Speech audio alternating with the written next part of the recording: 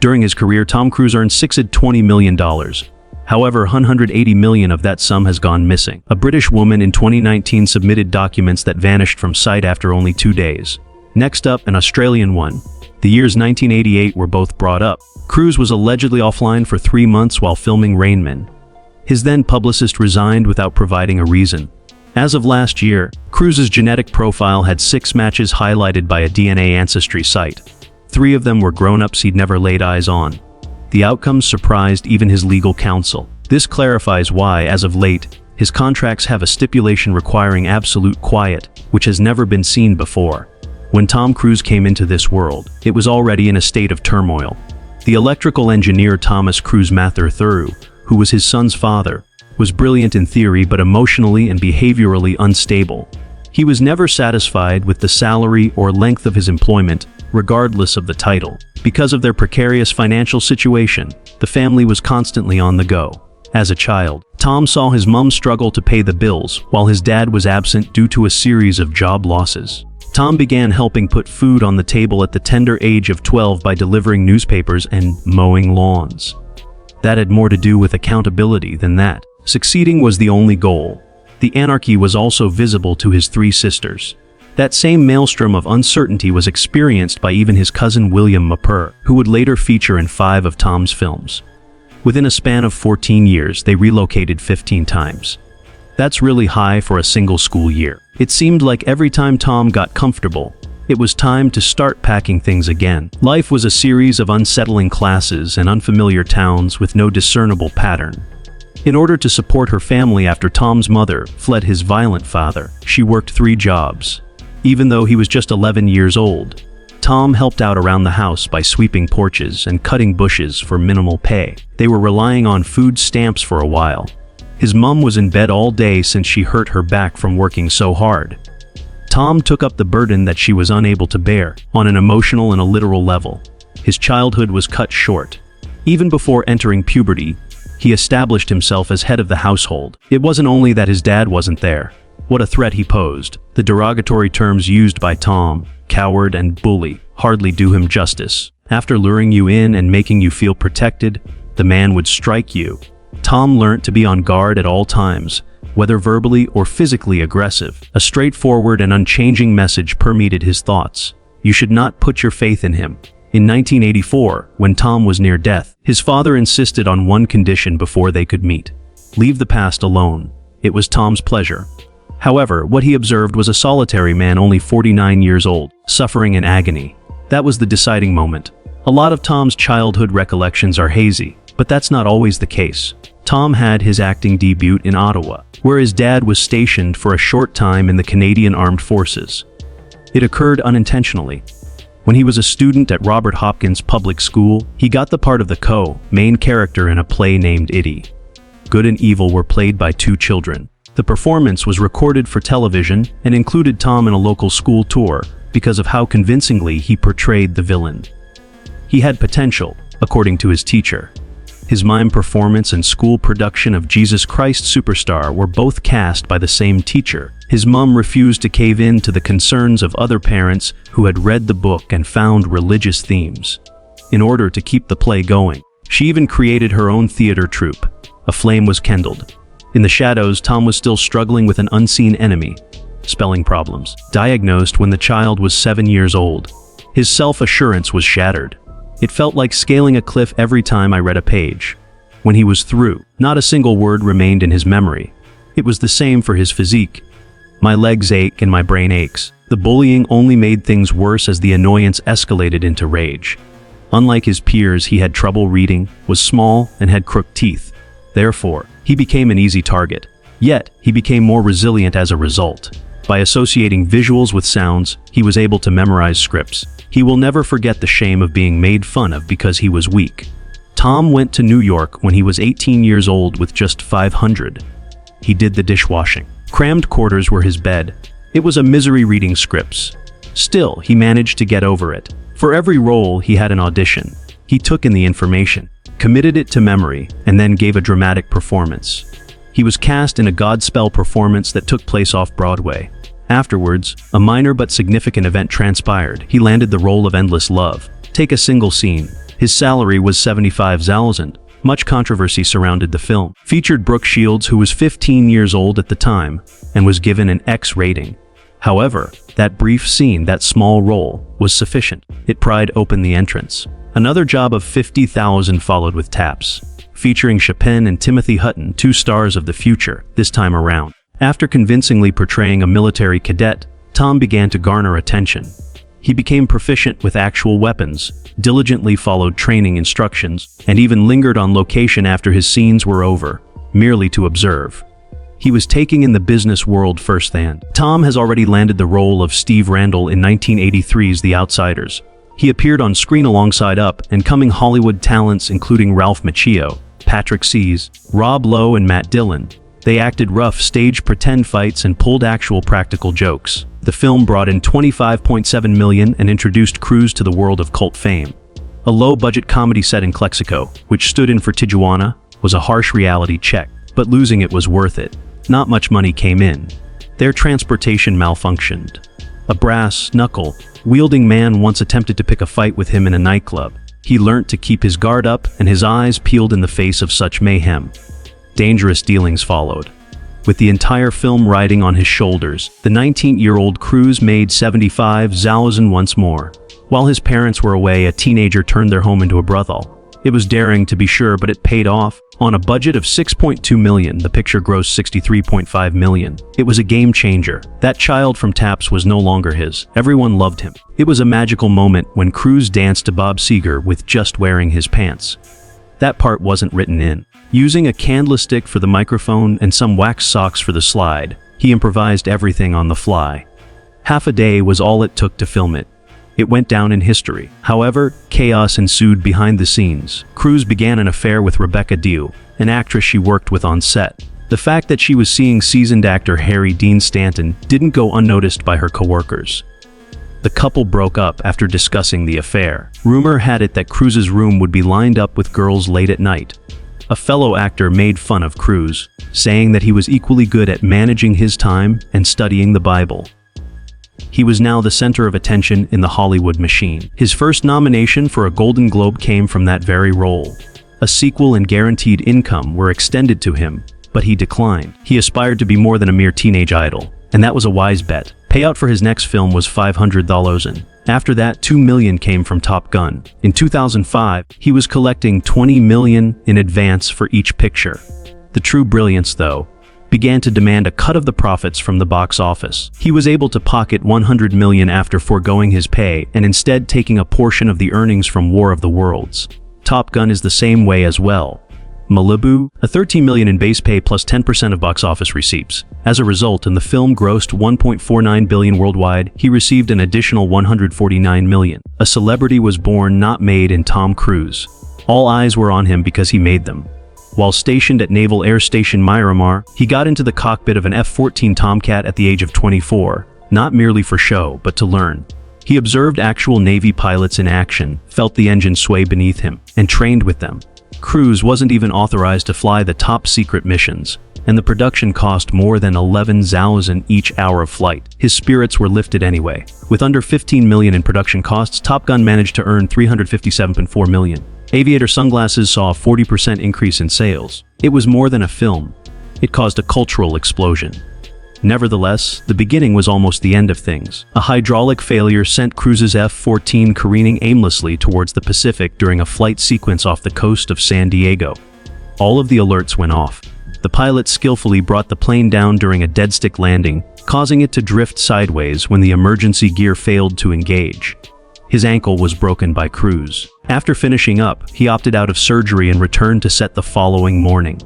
The screen also showed heat.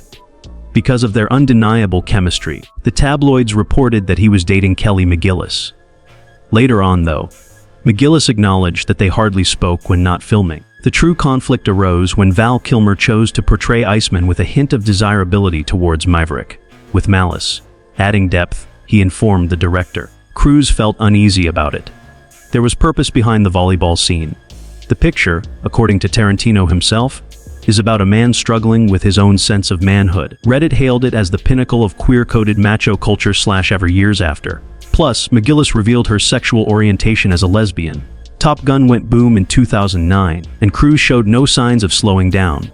He wasted no time tackling Paul Newman's The Hustler sequel, The Color of Money. Even at the age of 24, he was mature. For 6 weeks, Martin Scorsese forced him to train in Chicago pool halls. Cruise took on the role of the arrogant con artist Vincent Lauria, who challenges a living legend. The movie grossed more than $52 million. The long overdue Oscar finally went to Newman. Cruise received his maiden significant nomination. Meanwhile, Hollywood started to notice more than just a lovely face. Next up was the cocktail hour. He mastered the art of bottle juggling. New York's Rainbow Room for training. During practice, he broke more than 200 bottles, which resulted in a damage bill of $15,000. The global gross for the film was $171.5 million. Panned by critics. Fake and hollow, Roger Ebert said. It was rated 9% on Rotten Tomatoes. However, nobody paid attention. He purchased tickets. They purchased the soundtrack for Cuco. Cruise's magnetic presence was the selling point, regardless of the story's merit. Legend, in which he starred the following year, required 6 hours of makeup and underwater stunts in springs in Florida teeming with crocodiles. Without any stunt doubles, he dived headfirst into it. At the box office, the picture took in a meager $15.5 million. Pinewood Studios caught fire while filming. Many scoffed. To Cruise, it was merely another hue in a Ridley Scott painting. We moved on to Rain Man. It was an unanticipated position. Due to his sister's insistence, Cruise met Dustin Hoffman at a restaurant. In Hoffman's words, "Let's make a movie." And so they did.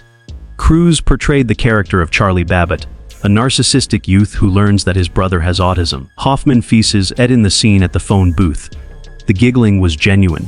The feeling was the same. By drawing on the pain in his own family, Cruise was able to improvise numerous breakdowns. The film's gross was in the neighborhood of $3.429 million. It was an Oscar-winning hit, and Cruise demonstrated he could convey emotion on film. Yet his proof was far from finished. Cruise dropped down to 140 pounds after being born on July 4th. Up to the moment, he was confined to a wheelchair, attended meetings in that manner.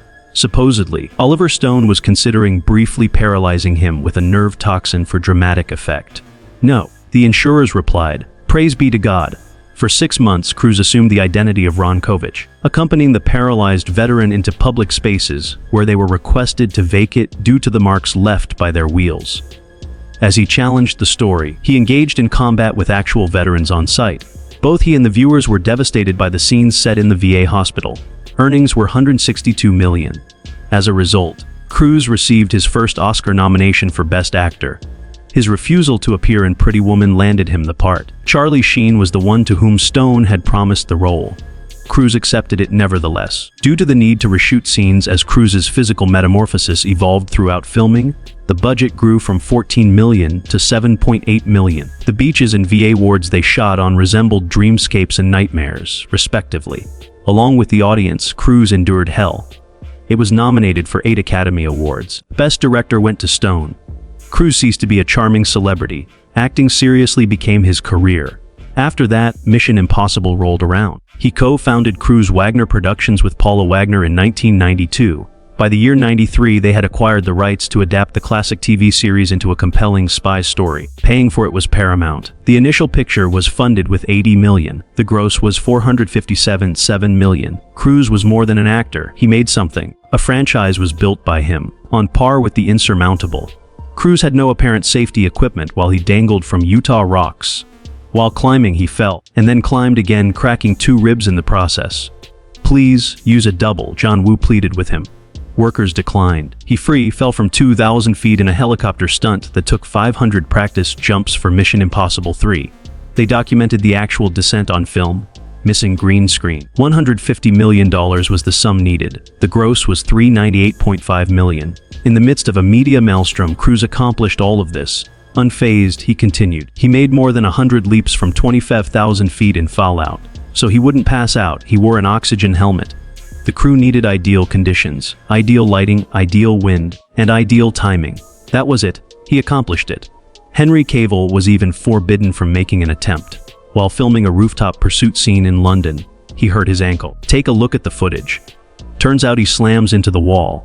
He continues the scene by climbing up, limping off camera, and finishing it. He didn't remark, "It's broken. Take me to the hospital." For 8 weeks before production halted, he returned. Even in the film, the limp was there.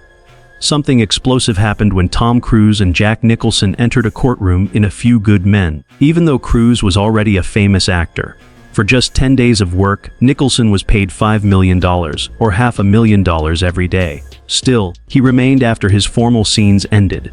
In order to assist Cruise with his reaction shots, he remained for an additional 4 days. That is the level of admiration Nicholson had for the art form. The scene, in which Cruise and Nicholson engaged in a verbal brawl, became a major event in the industry. Audiences flocked to the stage. The entire studio was crammed with people who came to see it. The picture didn't even come close to breaking even with its $40 million budget. It received 4 Academy Award nods including Best Picture, and grossed $236 million worldwide, much above predictions. Best Supporting Actor went to Nicholson as well. There was more to it than that. That happened long ago. The business followed. Charlie Sheen was the original target when the budget was set at their $15 million. When Cruise showed interest during filming of A Few Good Men, everything changed. He had ambitions beyond acting, he wanted to direct as well. Costs skyrocketed to $42 million. Memphis became the epicenter of Hollywood mayhem when Sidney Pollack was hired to direct for $3 million. Cruise mania engulfed the city from November 9, 1992 to March 20, 1993. Despite the biting weather, fans patiently waited for a look. On set, Cruise even had a federal judge shoot some hoops with him, due to the tremendous local interest. Even actual lawyers like Barbara Zakula appeared in cameos. B-Street vehicle chases were real. Almost all of Cruise's stunts involved cars crashing. Chaos ensued. The end outcome, nevertheless, was worthwhile. Worldwide, the picture made $270 million. Cruise demonstrated once more that he was more than just a celebrity. The storm was he. After 3 years, Jerry Maguire altered his tone, but he never lost his ambition. The now famous saying, "Show me the money" line didn't come from a writer's room. It was born in a hotel room with real sports agent Lee Steinberg. In 1993, director Cameron Crowe shadowed Steinberg during NFL meetings in California. One night, Steinberg's client Tim MacDonald voiced his hunger for fame and fortune. Crowe scribbled it down, and that became the heartbeat of the film. Steinberg, who had closed over $2 billion in contracts and represented 71st round NFL picks, became the Techne Even Cuba Gooding Jr., a wide receiver for his client, was accompanied by him to the Super Bowl. In the meantime, Cruise didn't just show up to the auditions. Wearing a sharp suit, he burst into the room, exuding the icy ambition of a troubled sports agent. In an instant, the producers were sold. Cruise asked to be placed on the sidelines during the film's climax, not merely as a formality, but to emotionally connect with the audience in the game. The result was satisfactory. The film generated a profit of $274 million on a budget of $50 million, making it the 9th best grossing picture of 1996. Tom Cruise wasn't your average Hollywood up-and-comer in 1986. He seemed like a man about to remake himself. His first wife, Mimi Rogers, introduced him to Scientology, and that was the beginning of his metamorphosis.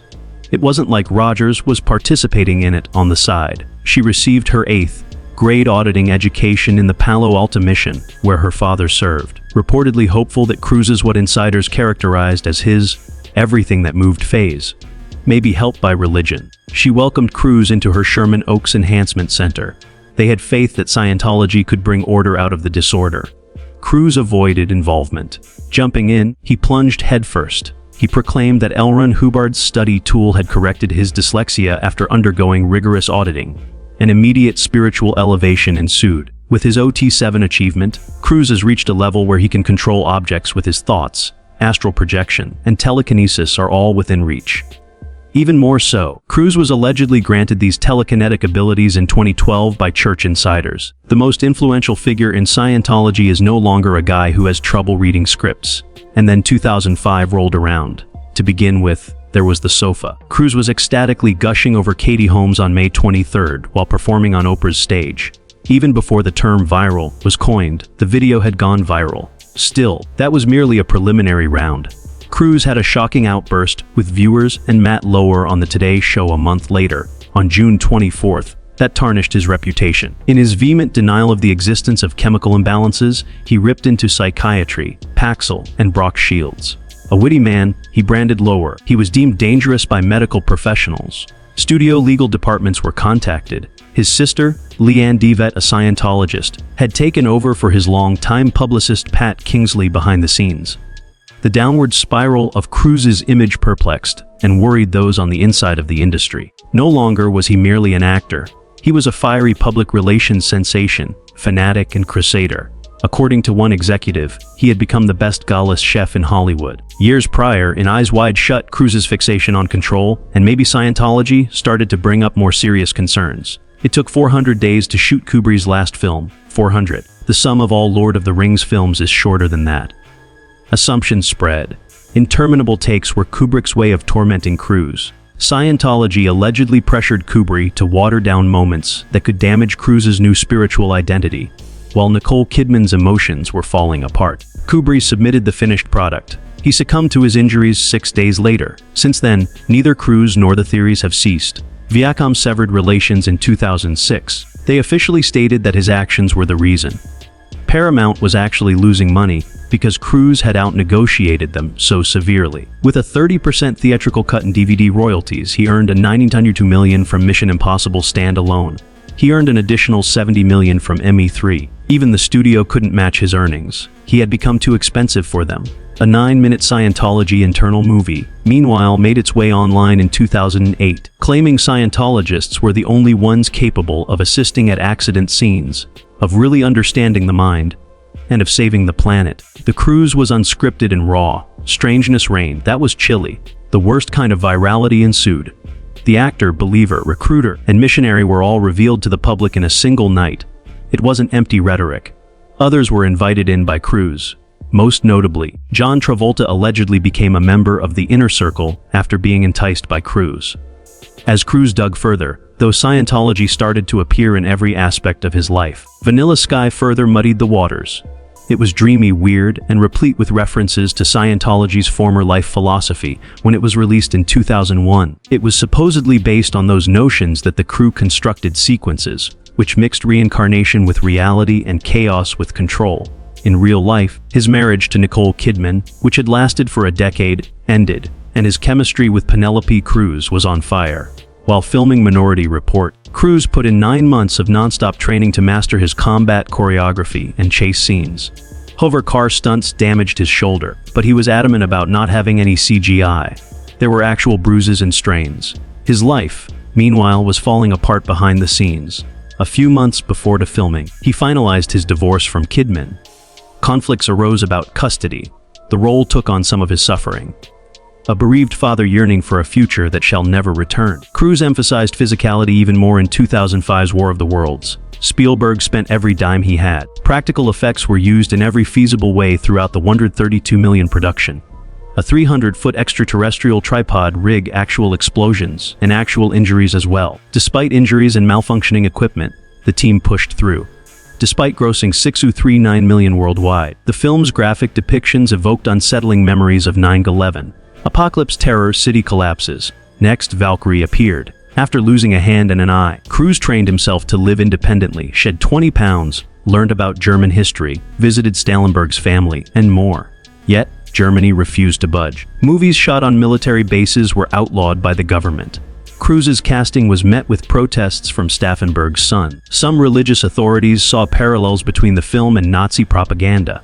Why? Cruise wasn't merely portraying a heroic German. Representing a faith that Germany views as cultish, he was doing it all the while. Despite the audible resistance, Cruise persisted in his advance. First rate. Again, Maverick altered the course of events. Cruise spent 18 months preparing for that picture. Actual jets, actual G-forces. Flights might cost as much as $11,374 an hour according to the Navy. They were still flown by Cruise. The AG turns caused him to pass out. Not to him. His pursuit of genuineness was fruitful. Worldwide, the picture made $1.49 billion. Cruise made $159 million after deducting his 10% share. However, Dead Reckoning is unparalleled. Without wearing a helmet, he rode a motorbike off a cliff in Norway. They proceeded to base jump into a canyon. 3 years were spent getting ready. 13,000 motocross jumps, 500 skydives, and 8 motorcycle wrecks. Because, as he put it, a mayor in Stranda can't always follow the rules. The mayor unlawfully retained 2. And Cruise, he proclaimed it to be his most perilous undertaking to yet. Cruise had reached the ripe old age of 62 by 2024. There was a buildup of injuries. Despite suffering from a fractured ankle and a knee replacement, he insisted on continuing. He ascribed Scientology's fearless attitude to it. In the end, it had remedied his dyslexia. Then rumors started to circulate. Years had passed since he last set foot in the UK headquarters. Others close to the situation stated he seemed to be lost. Upon discovering more about Xenu, the extraterrestrial dictator at the center of Scientology's darkest secrets, he supposedly came close to leaving the religion in 1999. Even while it is still against the rules for him to discuss Scientology in interviews, he is suddenly making his silence more apparent. The gauntlet is coming next. A former police officer guiding a prostitute over dangerous terrain is his role. The film's director is Christopher McQuarrie. Elizabeth Olsen could be cast as an actress. They intend to film close to the border with Ukraine. The locations and risks are real. For Cruise, it must be coarse. He prefers it at night. Warner Bros. Is on board with it. He's starting a new chapter with his first big move away from Paramount. His net worth is $620 million right now. His endeavor has brought in more than $49 million. In a solo effort, it is impossible. He has the best deals. Final earnings, wholesale profits, DVD portions. However, despite the wealth, he has forfeited something invaluable. Not since 2012 has he laid eyes on Siri. To save her daughter from the influence of Scientology, Katie Holmes abandoned him. Cruise acknowledged it in court. The reason was the church. No interviewer may use Suri's name. His contract states it. That hush is oppressive. Cruise may never get back the one relationship he lost while seeking immortality.